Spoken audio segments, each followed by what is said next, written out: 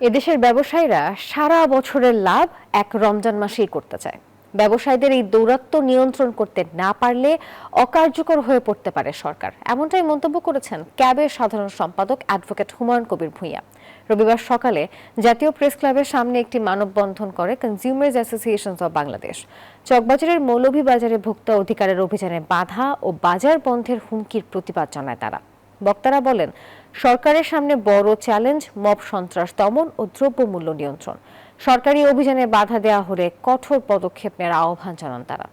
মোহাম্মদ আলী ভুট্টোর শক্তিটা আমরা উনি যেটা দেখা যায় দ্রব্যমূল্যের উপরে, এটা কিন্তু উনি একজন দ্রব্যমূল্যের উপরে আঘাত করে নাই।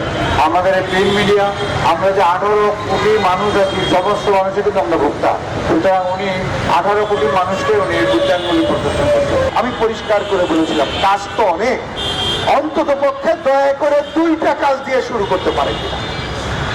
দুইটার একটা বলেছিলাম মব সন্ত্রাস দমন করতে হবে, আরেকটা বলেছিলাম রমজান মাস সামনে ব্যবসায়ী সিন্ডিকেট ভাঙতে হবে, জিনিসপত্রের দাম যাতে যথাযথ ন্যায্য থাকতে সেই ব্যবস্থা নিতে হবে।